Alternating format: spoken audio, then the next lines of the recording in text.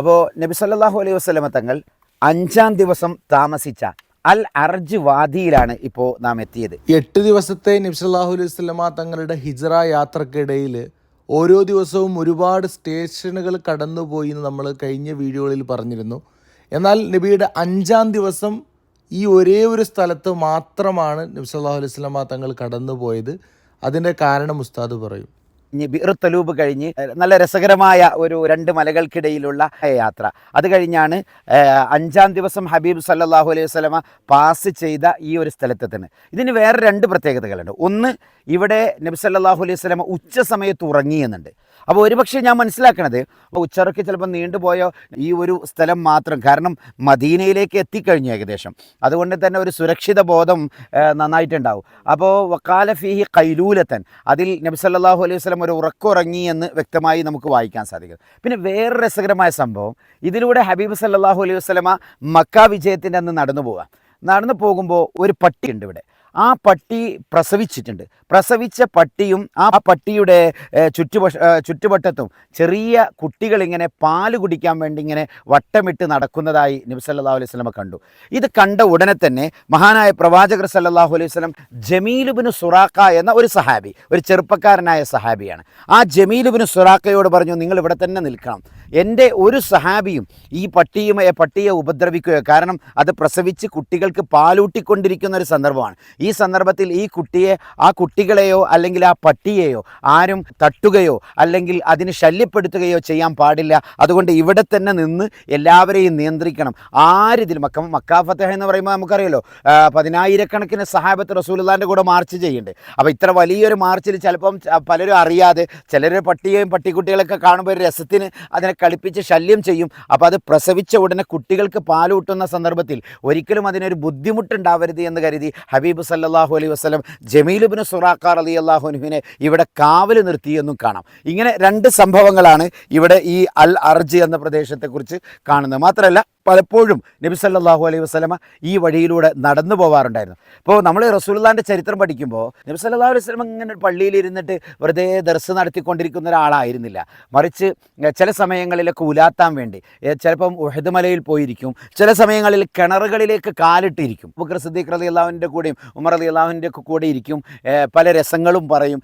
ഇങ്ങനെ പലപ്പോഴും ഉലാത്താൻ വേണ്ടി നടക്കാറുണ്ട്. അപ്പോൾ പല വാദികളും, മദീനയിലെ പല വാദികളിലൂടെയും, ഇന്നലെ നമ്മൾ അബൂ ദുബായിൽ പോയ സമയത്ത് ആ വിഷയം ഒന്ന് സൂചിപ്പിച്ചിരുന്നു, പല വാദികളിലൂടെ നബി സല്ലല്ലാഹു അലൈഹി വസല്ലം നടക്കുകയും കാറ്റുകൊള്ളുകയും ആ ഭാഗത്തുള്ള ആളുകളെ, താമസക്കാരായ അറാബികളുമായി പരിചയപ്പെടുകയും അവിടുത്തെ ബദുക്കളുമായൊക്കെ സംസാരിക്കുകയും നബി സല്ലല്ലാഹു അലൈഹി വസല്ലം അവരോടൊക്കെ ദഅവത്ത് ചെയ്യാറുണ്ടായിരുന്നു. അപ്പോൾ പലപ്പോഴും നബി സല്ലല്ലാഹു അലൈഹി വസല്ലം അൽ അർജ് എന്ന ഈ വഴിയിലൂടെ നടന്നതായും രേഖപ്പെടുത്തിയിരുന്നു. അന്ന് മക്ക വിജയത്തിൻ്റെ സമയത്തും ഹിജ്റ വഴിയിലും ഏതായാലും നടന്ന്, അല്ലാതെയും പലപ്പോഴും ഹബീബ് ഇവിടെ വന്നു. ഇവിടെ അൽ അർജ് എന്ന പേരിൽ, മസ്ജിദുൽ അർജ് എന്ന പേരിൽ റസൂലുള്ളാഹി സ്വല്ലല്ലാഹു അലൈഹി വസല്ലമയുടെ ഒരു പള്ളിയുണ്ട് എന്നും നമുക്ക് കാണാം. നല്ല സുന്ദരമായ ഒരു പ്രദേശമാണ്. ഇൻഷാ അല്ലാഹ് നമുക്ക് പോകാം, അടുത്ത സ്ഥലം നമുക്ക് കവർ ചെയ്യാം ഇൻഷാ അല്ലാഹ് പെട്ടെന്ന്.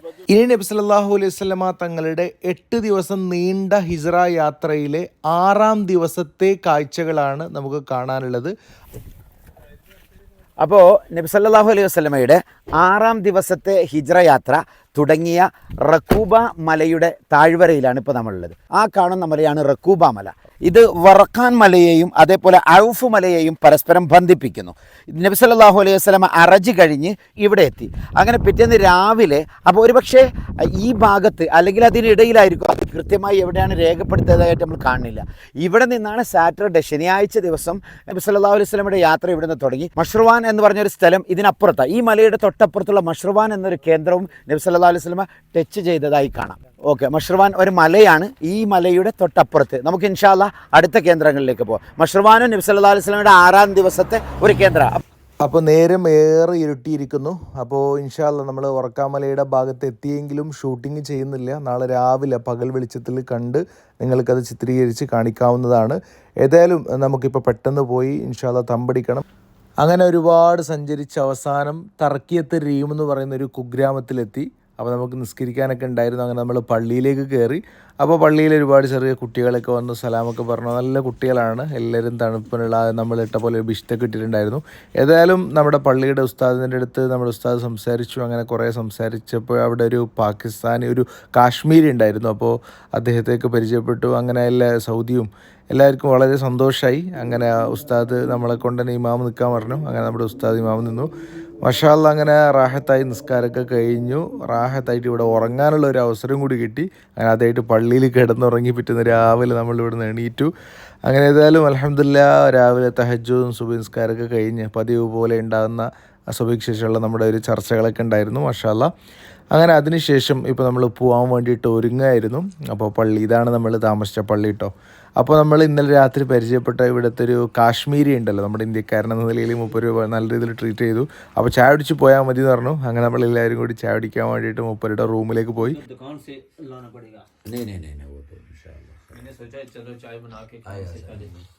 हम सोचा क्योंकि ये तो बहुत अच्छा हो गया, अगर नहीं है तो ये चाय सिर्फ पीने के लिए बहुत दूर जाना है ना, तो इसीलिए बाद में इधर है ये चाय। लेकिन इधर मेरे पास में यार कोई बिस्किट नहीं है, कोई कुछ नहीं है। नहीं है, हमारे गाड़ी में होगा, कभी आपको भी खाना सकेगा इंशाल्लाह कभी. അങ്ങനെ കാശ്മീരി നമ്മളെ വളരെ നല്ല രീതിയിൽ തന്നെ ട്രീറ്റ് ചെയ്തു. അങ്ങനെ അവിടെ നിന്ന് നമ്മൾ ചായയൊക്കെ കുടിച്ച് ഇന്നലെ നമ്മൾ രാത്രി വിട്ടുപോയ സ്ഥലമുണ്ടല്ലോ വർക്കാൻ മല, അപ്പോൾ അത് ചിത്രീകരിക്കാൻ വേണ്ടിയിട്ട് നമ്മൾ ആദ്യമായിട്ട് പോവാണ്. ഏതായാലും മാഷാ അല്ലാഹ് ഇപ്പോൾ ഇതുവരെ നമ്മുടെ യാത്രയിൽ കാണാത്ത ഒരു ലാൻഡ്സ്കേപ്പാണ്. നോക്കിയേ, ഭൂപ്രകൃതി മൊത്തമായിട്ടൊന്ന് മാറി മറിഞ്ഞു എന്ന് പറയാം. ഈ യാത്രക്കിടയിൽ തന്നെ ഈ ഹിജ്റ യാത്രയിൽ മാത്രം നമ്മൾ ഒരുപാട് തരത്തിലുള്ള ഭൂപ്രകൃതി കണ്ടിട്ടുണ്ട്.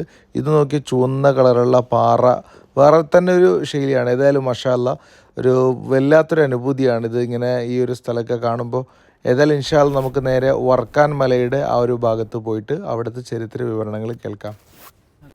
അപ്പോൾ നബി സല്ലല്ലാഹു അലൈഹി വസല്ലമ തങ്ങൾ 6-ാം ദിവസം പാസ് ചെയ്ത മൂന്നാമത്തെ ഒരു സ്റ്റേഷനായി ഈ ഗ്രന്ഥത്തിൽ അടയാളപ്പെടുത്തത് വർക്കാൻ മലയാണ് നമ്മുടെ മുന്നിൽ കാണുന്നത്. വർക്കാൻ മല തൊട്ട് മുമ്പ് കണ്ട ദർബുൽ ഗായിർ വഴി സനിയത്തുൽ ഗായിറിലെത്തിയപ്പോൾ നബി സല്ലല്ലാഹു അലൈഹി വസല്ലമ തങ്ങൾ ഈ മല ശരിക്ക് കണ്ടിരുന്നു എന്ന് ഹിജ്റ യാത്രയുടെ ചരിത്രം വായിക്കുമ്പോൾ നമുക്ക് മനസ്സിലാക്കാൻ സാധിക്കുന്നു.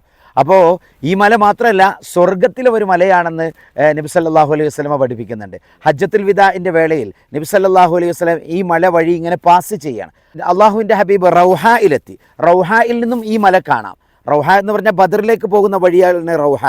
അവിടെ എത്തിയപ്പോൾ ഹജ്ജത്തുൽ വിദായിലെ സഹാബികളോട് നബി സല്ലല്ലാഹു അലൈഹി വസല്ലം ചോദിക്കുകയാണ്, അതദ്റൂന അയ്യു ഹാദൽ ജബൽ, ഈ മല ഏതാണെന്ന് നിങ്ങൾക്കറിയുമോ? അപ്പോൾ അവർ പറഞ്ഞില്ല, അല്ലാഹു വ റസൂലുഹു ആലം. അപ്പോൾ ഹബീബ് സല്ലല്ലാഹു അലൈഹി വസല്ലം പറയാണ്, ഹാദാ ജബലു ഹംദ്, ഇത് ഹംദ് പർവ്വതമാണ്. ആ ഹംദ് പർവ്വതം അഥവാ വർക്കാൻ മലയാണ്. ജബലും മിൻ ജിബാലിൽ ജന്ന എന്നുള്ള സ്വർഗത്തിലെ മലകളിൽപ്പെട്ട ഒരു മലയാണ്. അല്ലാഹുമ്മ ബാരിക് ലനാ ഫീ വബാരിക് ലി അഹ്ലിഹി, അല്ലാഹുവേ ഞങ്ങൾക്കതിൽ ബർക്കത്ത് നൽകണേ, അതുപോലെ ഇവിടെ താമസിക്കുന്നവർക്കും ബർക്കത്ത് നൽകണേ എന്ന് പ്രവാചകൻ പ്രാർത്ഥിച്ച ഒരു പരിശുദ്ധമായ മലയാണ്. അപ്പോൾ ഇതിലൂടെ നബി സല്ലല്ലാഹു അലൈഹി വസല്ലം തങ്ങൾ ഹിജ്റ വേളയിൽ ഇങ്ങനെ യാത്ര ചെയ്യാണ്. യാത്ര ചെയ്തിട്ട് അടുത്ത സ്റ്റേഷൻ നമുക്ക് കാണിക്കാനുള്ളത് വാദിൽ ഖാത്തിർ എന്ന വാലിയാണ്. ദി വാലി ഓഫ് അൽ ഖാത്തിർ. അൽ ഖാത്തിറിലേക്ക് നമുക്ക് പോകാം ഇൻഷാ അല്ലാഹ്. ഹിജ്റ യാത്രയിലെ 6-ാം ദിവസത്തെ 5-ാം സ്റ്റേഷനായ വാദിൽ ഖാത്തിറിലേക്കാണ് നാം സഞ്ചരിച്ചു കൊണ്ടിരിക്കുന്നത്. ഇവിടെ ധാരാളം കിണറുകളുള്ള ഭാഗമാണെന്ന് പ്രാചീന സീറ ഗ്രന്ഥങ്ങൾ രചിച്ച പണ്ഡിതന്മാർ രേഖപ്പെടുത്തുന്നുണ്ട്. മൃഗങ്ങൾക്കും അതുപോലെ തന്നെ മറ്റു സഞ്ചാര മാർഗങ്ങൾക്കായി ഉപയോഗിക്കുന്ന വാഹന സൗകര്യങ്ങൾക്കുമൊക്കെ വിശാലമായി പാർക്ക് ചെയ്യാൻ പ്രാചീന കാലങ്ങളിൽ സൗകര്യം ചെയ്തു കൊടുത്ത ഭാഗമാണ് വാദിൽ ഖാത്തിർ. ഈ മലനിരകൾ കയറിക്കൊണ്ടും വാദികളിലൂടെ മുറിച്ചു കടന്നുകൊണ്ടും മുന്നോട്ട് നീങ്ങിക്കൊണ്ടിരിക്കുകയാണ്. ഇന്നലെ ഞങ്ങൾ താമസിച്ചത് തന്നെ സ്വർഗീയ മല എന്നറിയപ്പെടുന്ന വർക്കാൻ മലക്ക് ഏകദേശം അരികത്ത് തന്നെയാണ് സനിയത്തുൽ ഗാറും അതുപോലെ ഗാറ് പർവ്വതവും. അതിനോട് അനുബന്ധമായി ഉള്ളിലേക്ക് തെറ്റിയാണ് വാദിൽ ഖാത്തിർ നിലകൊള്ളുന്നത്. വാദിൽ ഖാത്തിറിനോട് ചേർന്ന് അർറസ് വാദിയും നമുക്ക് കാണാം. ഹിജ്റ യാത്രയിലെ 6-ാം ദിവസത്തെ 5-ാം സ്റ്റേഷനിലാണ് ഇപ്പോൾ നാം നിൽക്കുന്നത്, അഥവാ വാദി റസ്സിലാണ് നാം ഇപ്പോൾ എത്തിയത്. ഈ ഭാഗമാണ് വാദി റസ്. നമ്മൾ വാദി റസ്സിലേക്കാണ് ഇപ്പോൾ പോയിക്കൊണ്ടിരിക്കുന്നത്. ഇതാണ് വാദി റസ്. ഈ വാദി നമ്മളെ ജബലു വർക്കാൻ കണ്ടല്ലോ, ആ ജബലു വർക്കാനിൽ നിന്നും ഒഴുകി വരുന്ന വാദിയാണ്. നേരെ ഈ റോഡിലൂടെ ചെന്നാൽ പരിശുദ്ധ മദീനയിൽ എത്തിച്ചേരാം. പക്ഷേ മുഴുവൻ ഓഫ് റോഡ് ആയതുകൊണ്ട് തന്നെ തൽക്കാലം ഞങ്ങൾ ആ വഴി പോകാതെ മറ്റൊരു വഴിയിലൂടെ നബി സല്ലല്ലാഹു അലൈഹി വസല്ലമ തങ്ങളുടെ അടുത്ത സ്റ്റേഷനിലേക്ക് എത്തിച്ചേരുകയാണ്. റിയ റസ്സിൽ നിന്നും വാദി ഹഫർ വഴി നേരെ ഞങ്ങൾ വാദി റീമിലേക്കാണ് പോകുന്നത്. വാദി റീമിലാണ് നബി സല്ലല്ലാഹു അലൈഹി വസല്ലമ അന്ന് രാത്രി ഉറങ്ങുന്നത്. നമ്മളിപ്പോൾ ഇന്നലെ മിനിയാന്നും ഒക്കെ ഒരു 2-3 ദിവസം ഫുൾ ഓഫ് റോഡിലായിരുന്നു. അപ്പോൾ തൽക്കാലം നമ്മൾ തർക്കീത്ത് റീമിൽ തന്നെ മടങ്ങിയിട്ട് ഇൻഷാല്ല നേരെ വാദി റീം വഴി ഇൻഷാല്ല പോകാം. പക്ഷേ നബി സല്ലല്ലാഹു അലൈഹി വസല്ലം പോയ എല്ലാ ഭാഗങ്ങളും ഇൻഷാല്ല എല്ലാ സ്റ്റേഷനുകളും നമ്മൾ ടച്ച് ചെയ്യുന്നുണ്ട് ഇൻഷാല്ല. അള്ളാഹു അനുഗ്രഹിക്കട്ടെ. ഒട്ടുമിക്ക നമ്മുടെ 7ാം ദിവസം നബി സല്ലല്ലാഹു അലൈഹി വസല്ലം തങ്ങളുടെ 6ാം ദിവസം. ഇനിയുള്ള ദിവസം ഇപ്പോൾ ഇത്ര ഇതുള്ളതുകൊണ്ട് ഇനിയുള്ളത് ഏകദേശം മെയിൻ റോഡായി ബന്ധമുള്ളതുകൊണ്ട് ഒരു പക്ഷേ നമുക്ക് 7ഉം 8ഉം ഇന്ന് തന്നെ തീർക്കാൻ പറ്റും ഇൻഷാല്ല. നേരെ തിരിച്ചാൽ ഇനി അങ്ങോട്ട് നമുക്ക് അങ്ങനെ ചെയ്യാൻ പറ്റും. ഡബിൾ ആയിരുന്നു നേരെ, കാരണം മദീനയുടെ അടുത്ത ഭാഗങ്ങളായതുകൊണ്ട് അഡ്വാൻസ്ഡ് ഏരിയയും അതുപോലെ തന്നെ റോഡ് സൗകര്യങ്ങളൊക്കെ ഉള്ളൊരു ഭാഗമായതുകൊണ്ട് ഇൻഷാല്ല നമുക്ക് ഫുള്ള് തീർക്കാൻ സാധിക്കുന്നത് തോന്നുന്നു.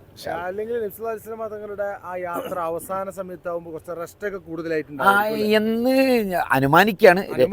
നമുക്ക് ചില സീറ ഗ്രന്ഥങ്ങൾക്ക് ആ ഭയൊക്കെ മാറി മദീനയിലേക്ക് എത്തിയതോടുകൂടെ വളരെ പെട്ടെന്നുള്ളൊരു യാത്ര നമ്മൾ കാണുന്നുണ്ട്. മുമ്പത്തെ ആ ഇതിലുള്ള നീണ്ട രീതിയിൽ കാണുന്നില്ല.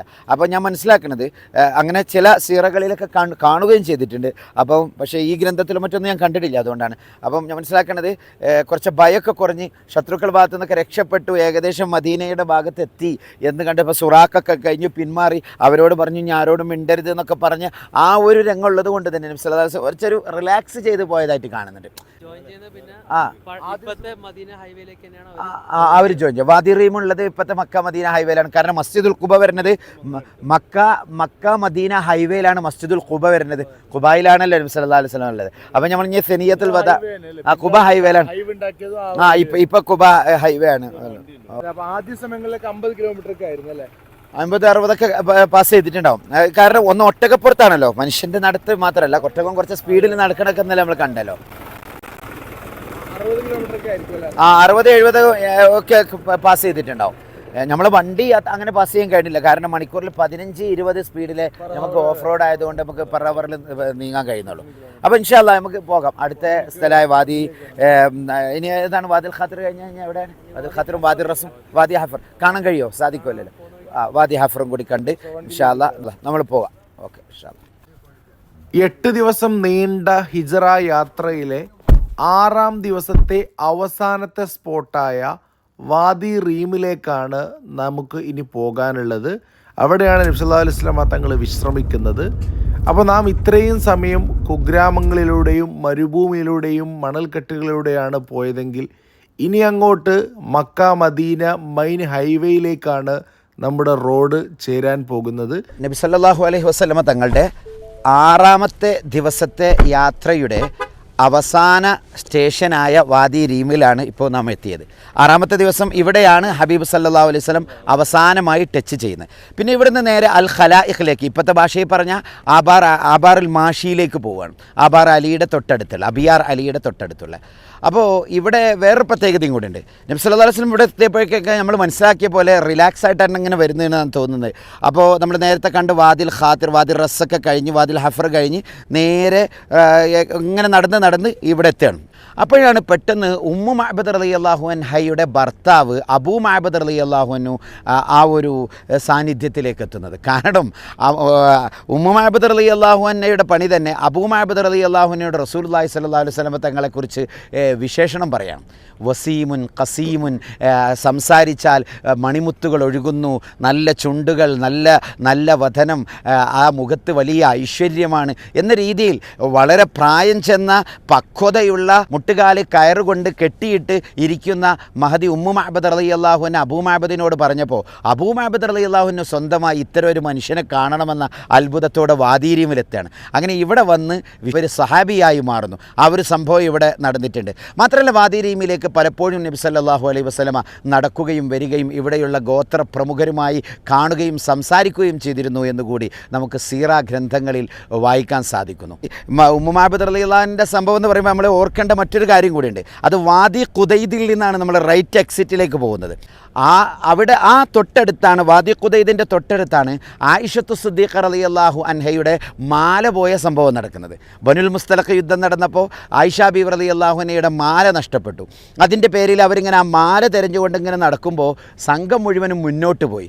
മാല അന്വേഷിച്ച് പോകുന്ന ആയിഷ ബീവി മാല ഇങ്ങനെ കയ്യിൽ കിട്ടി നോക്കിയപ്പോഴേക്ക് ആരെയും കാണുന്നില്ല, എല്ലാവരും പോയിട്ടുണ്ട്. അവസാനം മിലിറ്ററിയുടെ പിൻനിരയിൽ എപ്പോഴും നബി സല്ലല്ലാഹു അലൈഹി വസല്ലം ഒരു സംഘത്തെ നിശ്ചയിക്കും. അതിൽപ്പെട്ട മഹാനായ സഫ്വാൻ റളിയല്ലാഹുവിനായിരുന്നു അന്നത്തെ ഡ്യൂട്ടി. സഫ്വാൻ റളിയല്ലാഹുവിന് അത് വന്നിട്ട് ഇങ്ങനെ പെട്ടെന്ന് നോക്കിയപ്പോൾ ആയിഷത്തു സിദ്ദീഖ റളിയല്ലാഹുവിനെ അവിടെ കാണുകയാണ്. ഇന്നാ ലില്ലാഹി വ ഇന്നാ ഇലൈഹി റാജിഊൻ എന്ന് ഉടനെ ആ അത്ഭുതത്തോടെ മഹാനായ സഫ്വാൻ റളിയല്ലാഹുവിന് പറയുകയും ആയിഷ റളിയല്ലാഹുൻഹയോട് ഒട്ടകക്കട്ടിൽ കയറാൻ വേണ്ടി ഒട്ടകത്തെ മുട്ടുകുത്തിച്ചു കൊടുത്തു. ഒന്നും അവർ തമ്മിൽ സംസാരിച്ചില്ല, നേരെ പിന്നിലിരുന്നു. അങ്ങനെ ഒരുപാട് ദൂരം സഞ്ചരിച്ചു. അങ്ങനെ സഫ്വാൻ റളിയല്ലാഹു അൻഹുവും ആയിഷ ബീബി റളിയല്ലാഹു അൻഹയും മാത്രം ഒറ്റയ്ക്ക്, ഒരു ആണും ഒരു പെണ്ണും ഒറ്റയ്ക്ക് സഞ്ചരിക്കുമ്പോൾ ഉണ്ടാകുന്ന ഒരു തുഹുമത്ത്, ഒരു തെറ്റിദ്ധാരണ സ്വാഭാവികമായും അവിടെ ആളുകൾക്കിടയിൽ പരന്നു.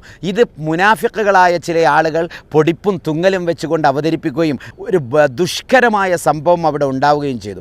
ആയിഷ റളിയല്ലാഹു അൻഹയുടെ ആകാശത്ത് നിന്ന് നിരപരാധിത്വം തെളിയിച്ചുകൊണ്ട് ഇറങ്ങിയെന്ന് നമുക്ക് കാണാം. സൂറത്തുൻ നൂറിൻ്റെ സിംഹഭാഗവും ആ സംഭവങ്ങളാണ് പറയുന്നത്. എത്രത്തോളം ഞാനൊന്ന് മരിച്ചു കിട്ടിയെങ്കിൽ എന്ന് ആഗ്രഹിക്കുക പോലും ചെയ്തു ആയിഷ റളിയല്ലാഹു അൻഹ. ആ സംഭവമൊക്കെ അരങ്ങേറിയ വാദി ഖുദൈദിൻ്റെ തൊട്ടടുത്താണ് ആര് താമസിച്ചിരുന്നത്? അബൂ മഅബദ് റളിയല്ലാഹു അൻഹു. ആ സംഭവത്തിൻ്റെ പേരിൽ പിന്നീട് ഹസ്സാൻ ഇബ്നു സാബിത്ത് എന്ന റസൂലുള്ളാഹി സ്വല്ലല്ലാഹു അലൈഹി വസല്ലമ തങ്ങളുടെ കവിക്ക് പോലും അതിൻ്റെ പേരിൽ ശിക്ഷ നൽകിയെന്ന. അബൂ മഅബദ് റളിയല്ലാഹു അൻഹു താമസിച്ച വാദി ഖുദൈദിൻ്റെ അടുത്ത് ഈ ബനുൽ മുസ്തലഖ് യുദ്ധം നടന്ന ശേഷം ഈ ആരോപണത്തിൽ പങ്കെടുത്തു എന്നതിൻ്റെ പേരിൽ ആയിഷ റളിയല്ലാഹു അൻഹയ്ക്കെതിരെയുള്ള ആരോപണത്തിൽ എന്തോ ഒരു പങ്ക് ചേർന്ന് എന്നതിൻ്റെ പേരിൽ മുസ്ഫർ റളിയല്ലാഹു അൻഹുവിനെ ഞാൻ ഇനി ഒരു ചെലവും കൊടുക്കില്ല എന്ന് പറഞ്ഞ് സിദ്ദീഖുൽ അക്ബർ തങ്ങൾ പറയുന്നു. ഇങ്ങനെ പല പല സംഭവങ്ങളുണ്ടായി. അതിൽ ഹസ്സാൻ ഇബ്നു സാബിത്ത് വ അഹ്സന മിൻക ലൻ തറഖത്തു ഐനി വ അജ്മല മിൻക ലൻ തലിദിൻ നിസാഉ ഖുലിഖത മുബറഅൻ മിൻ കുല്ലി ഐബി കഅന്നക ഖദ് ഖുലിഖത കമാ തശാഉ എന്ന് തുടങ്ങുന്ന കവിതകളൊക്കെ ചെല്ലാൻ അതിൻ്റെ ഒരു യഥാർത്ഥ പശ്ചാത്തലം ഈ ഒരു സംഭവമായിരുന്നു എന്ന് നമുക്ക് കാണാം. ഏതായാലും ഇൻഷാ അല്ലാഹ് നമുക്ക് 7-ാം ദിവസം നബി സല്ലല്ലാഹു അലൈഹി വസല്ലമ യാത്ര തുടങ്ങിയ അൽ ഖലായിഖ് എന്ന സ്ഥലത്തേക്ക് പോകാം ഇൻഷാ അല്ലാഹ്. മാത്രമല്ല വാദിയരിയും അറബി കവിതകളിലെ സുപ്രധാന പരാമർശ പ്രദേശവും കൂടിയാണ്.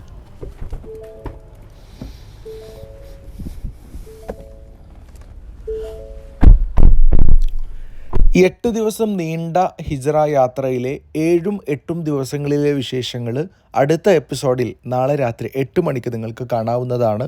ഇത്തരത്തിലുള്ള വളരെ കഷ്ടപ്പെട്ട് നിങ്ങൾക്ക് വേണ്ടി വിലയേറിയ അറിവുകളുള്ള ഇങ്ങനെയുള്ള വീഡിയോകൾ തീർച്ചയായിട്ടും നിങ്ങളുടെ ഫാമിലി, ഫ്രണ്ട്സ്, റിലേറ്റീവ്സിനൊക്കെ മാക്സിമം വാട്സപ്പിലൂടെയും മറ്റും നിങ്ങൾ ഷെയർ ചെയ്യുക. എല്ലാ ഇസ്ലാമിക ആഗോള ചരിത്ര ഭൂമികളിലേക്കൊക്കെ നമ്മൾ യാത്ര പോകുന്നുണ്ട്. അപ്പോൾ അടുത്തതായിട്ട് വരുന്നുള്ളത് ഏറ്റവും അടുത്ത് ഉസ്ബെക്കിസ്ഥാനിലേക്കുള്ള യാത്രയാണ്. അപ്പോൾ അതിൽ ഉസ്താദിൻ്റെ നേതൃത്വം തന്നെയാണ്. നിങ്ങൾക്ക് വരാൻ താല്പര്യം ഉണ്ടെങ്കിൽ തീർച്ചയായിട്ടും ഈ നമ്പറിൽ ഫ്ലൈസെറ്റിൻ്റെ ഉസ്താദിൻ്റെ സ്വന്തം സ്ഥാപനത്തിൽ കോൺടാക്ട് ചെയ്യാവുന്നതാണ് ഇൻഷാ അല്ലാഹ്. അപ്പോൾ ഏതായാലും അടുത്ത വീഡിയോയിൽ നാളെ രാത്രി 8 മണിക്ക് നമുക്ക് കാണാം. അസ്സലാമു അലൈക്കും വറഹ്മത്തുള്ളാഹി.